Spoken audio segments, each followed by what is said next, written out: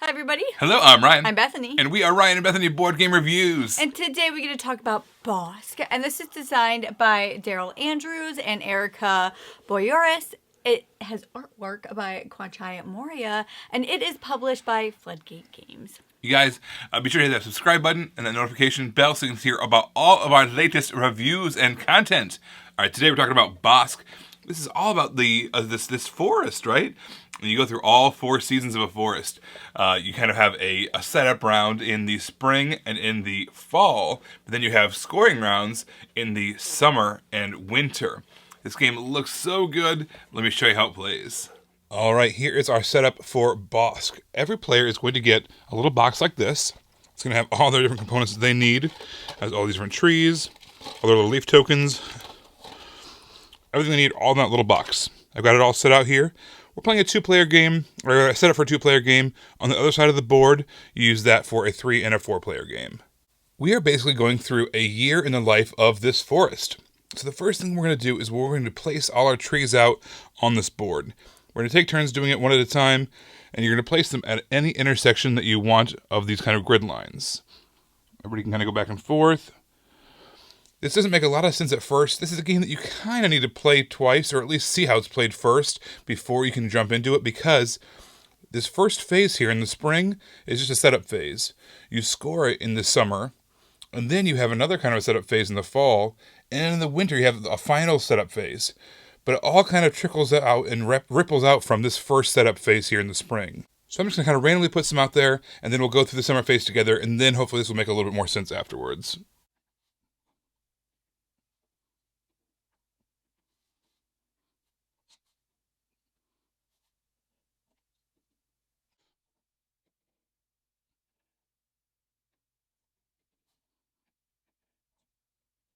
Now, obviously, we would have been a little bit more strategic than that, but I just kind of want to get them all out there and show you what it looks like.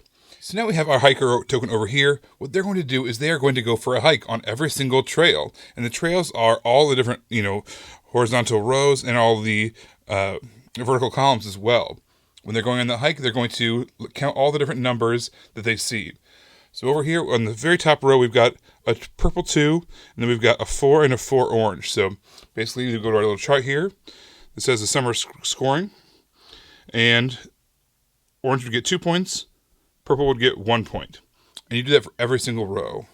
Coming down from there again, now we've got an orange 3 and an orange purple, and that would be basically a tie. Both players would get 1. We go down again, and again, you just keep on doing that. If you ever have a row like this, in this case, orange is the only person that's there, they would get the full 3 points. Again, we're making this chart here. There's one person in first place and nobody in second, you get 3 points. So you just keep on going through every single row, every single column, scoring the entire board. And then that's the summer phase. Now we're ready to go on to the fall round. This is where we're going to use our little leaf tokens here, these little wooden leaf tokens, as well as our different denominations. This is going to tell us how many different leaves we're going to put out that round. We also have a wind track all the way to the very, very top of the board. It is a wind track that kind of tells which direction the wind is blowing, and therefore where the leaves are going. The first 4 trees it tells you have to be a number 1, then a number 2, then a number 3, then a number 4 tree, and then the last 4 trees can be whatever you want in any order. So the wind is kind of going that way. We'll call that north right now in the first round. And we've got a number 1 tree here. So what we're going to do is we are going to choose one of our things. Let's do 4. So we'd select that. Every player would select that. And then you're going to put out these little wooden leaves in the direction of the wind. So we can kind of put them in the middle of the squares now. Before we were on the intersections, now we're in the middle. So I'd put 1 there, maybe 1 there. You can go diagonally as well. But again, it still has to be in the direction of the wind. So we can either put 1 here or here. So that would be our placement for that round. Once you've finished using that tree, you take it off of the board. We're kind of packing things back away now. So now we have to use a number 2 tree, and once again, the wind is going this way, actually this time now. We'll call that going to the east.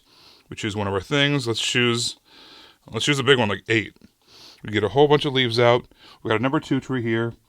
We kind of put as many leaves as we wanted up to the 8 number all the way across there. Oh no.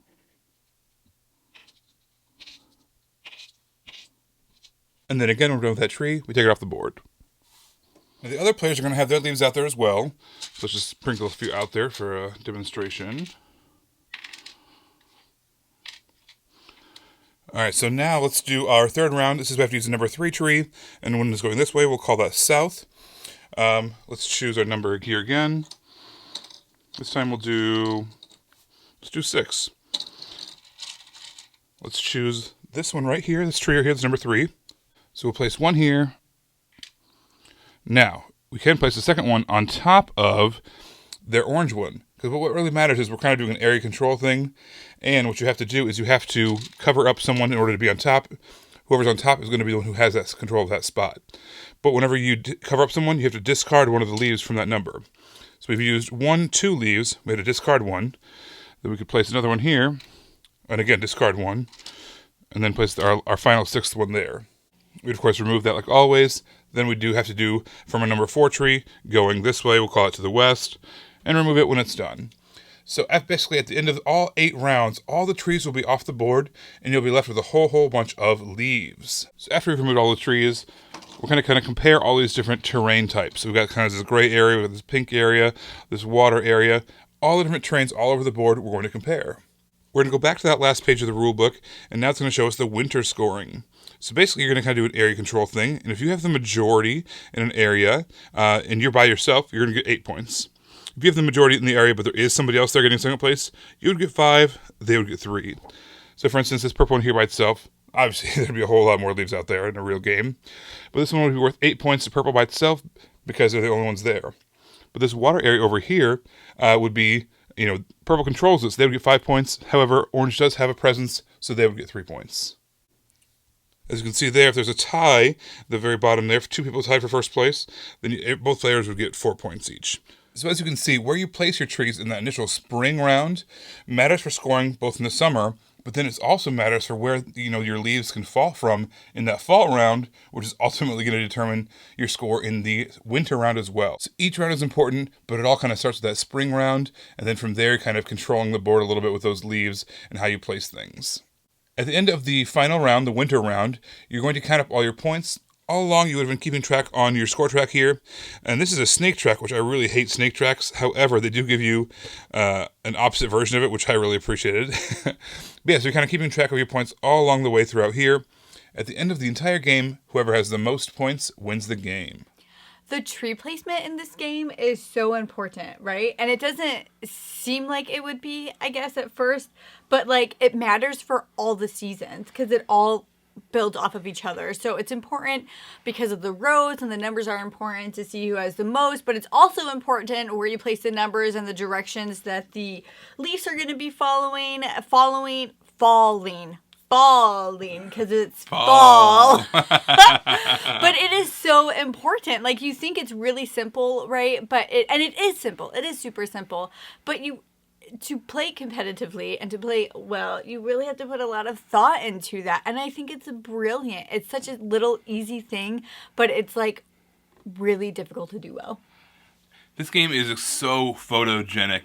Every time it's out there, I'm just tempted to take pictures of it. And the more players, the more trees, and the more colors, and the more colorful it is. In fact, the whole production is pretty great in terms of the presentation of it.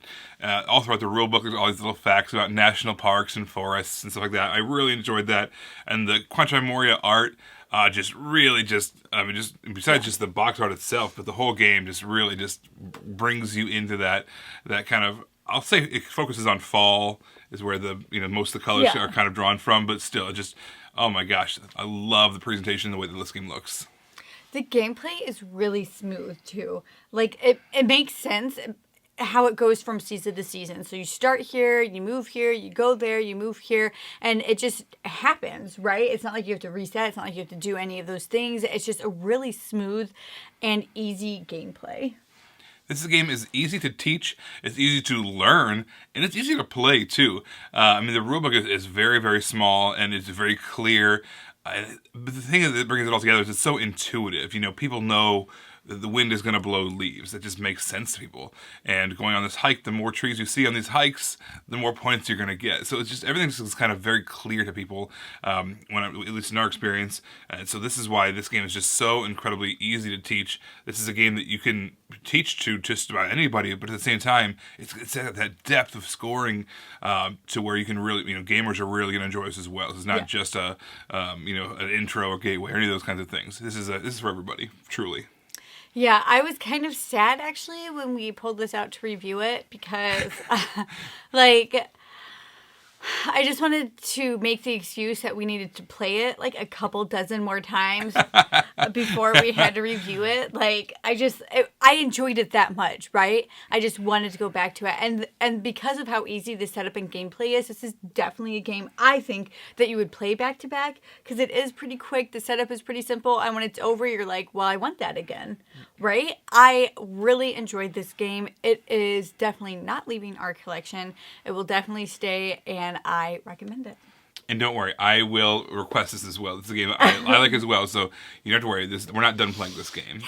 Sometimes when we review a game, we're done with it for a little while. This one, I've not had enough. Yes. Give me more. I think that people are going to be very tempted to compare this Bosk to a game like Photosynthesis, right? They both use those, standee trees. They both look so cool, and they kind of have those different colors going on that are a little bit comparable. Do not give into that temptation. These are very different games. Yes, they have trees as components, and yes, they look great and all those other things, but they are both completely separate games with different mechanisms, and they're both equally fun in different ways. So I would say that we have both in our collection, and we're keeping both in our collection because of that. There's a spot for both of them. Yes. Yeah, they're not the same. It's like, to me at this point, after playing them both and comparing them both, it's like saying, well, that game has meeples and that game has meeples. So they're the same. They're the same game. Obviously not. And that's the true of these as well. They're very different mechanisms. There's a spot for both of them on your shelf. I don't even want to pick a favorite. If I had to, I'm going to pick a favorite. They're both good. Yeah. That's on Bosk. And I want to know if any of you guys are avid hikers, what your favorite hiking spot is, if you've ever traveled anywhere to go hiking. I'm really curious about that. If you have any pictures, I love seeing that stuff. So tag us on Instagram so I can see those. Until then, everybody, find us on, you can subscribe to us here, and you can also find us on Facebook. We're Ryan and Bethany Board Game Reviews. On Instagram, we are Ryan and Bethany, and on Twitter, we are Ryan and Bethany 1. You guys, thanks for watching, and we will see you next time. Bye.